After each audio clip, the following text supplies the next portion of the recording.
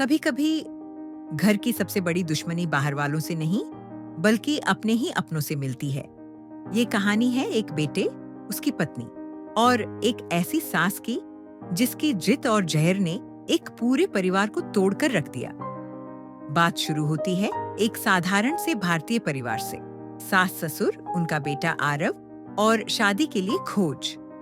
जब पहली बार आरव और उसका परिवार लड़की अनन्या को देखने गया तो सब कुछ सामान्य सा लगा। सास उस दिन पूरे समय चुप रही, जैसे किसी ने कह दिया हो, ज्यादा मत बोलना। लड़की सीधी सादी थी, परिवार अच्छा था, रिश्ता पक्का हो गया। लेकिन जिस शांति को सबने संस्कार समझा, असल में वो तूफान से पहले की खामोशी थी। शादी से पहले जब जब अनन्या ने अपनी होने वाली सास से फोन पर बात करनी चाही, उसे ताने मिले, गालियां मिली और धमकियां भी। हम ये रिश्ता तोड़ देंगे। ससुर हमेशा बीवी की हाँ में हाँ मिलाते। उन्हें कभी बहू के मायके वाले पसंद नहीं आए। बार बार अपमान, बार बार ताने, और कई बार तो रिश्ता टूटने की कगार पर आ गया। लेकिन आरव और अनन्या का रिश्ता इतना मजबूत था कि उन्होंने हार नहीं मानी। आखिरकार शादी हो गई। आरव को लगा अब तो सब ठीक हो जाएगा। शादी के बाद शायद माँ का गुस्सा कम हो जाए और वो बदल जाए। लेकिन हुआ बिल्कुल उल्टा।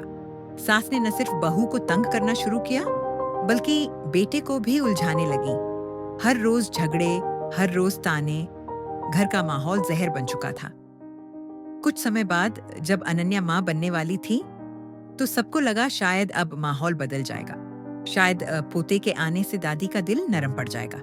लेकिन ऐसा कुछ नहीं हुआ। सास ने न तो उसकी देखभाल की, न सही से खाना दिया, बल्कि तानों और तकलीफों की बरसात जारी रखी। जब बच्चा पैदा हुआ तो भी कुछ नहीं बदला, बल्कि बहू के मायके वालों को घर आने तक की इजाजत नहीं थी। सास का मानना था इससे बहू को और दुख होगा। सोचिए, कैसी माँ होगी जो अपने ही बेटे की खुशियां छीनने में लगी हो। दिन, महीने, साल गुजरते गए, लेकिन हालात वहीं रहे। सास ससुर अपनी सोच से बाहर ही नहीं निकले। आरव समझ चुका था ये लोग अब कभी नहीं बदलेंगे, और तभी उसने एक बड़ा फैसला लिया। उसने ठान लिया, अब मेरी पत्नी और मेरे बच्चे की जिंदगी इस जहरीले माहौल में बर्बाद नहीं होगी।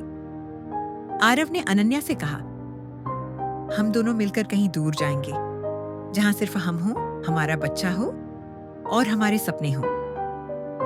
आरव वैसे भी एक वेल सेटल्ड इंसान था। उसने अपनी मेहनत और काबिलियत से विदेश में काम का इंतजाम कर लिया। और एक दिन उसने माँ बाप से साफ कह दिया, अब मैं जा रहा हूं और इस बार पीछे मुड़कर नहीं आऊंगा। उस दिन सास को समझ आया कि उसने बेटे को सिर्फ खोया नहीं, बल्कि उसका विश्वास, उसका प्यार, सम्मान सब खो दिया। लेकिन तब तक बहुत देर हो चुकी थी।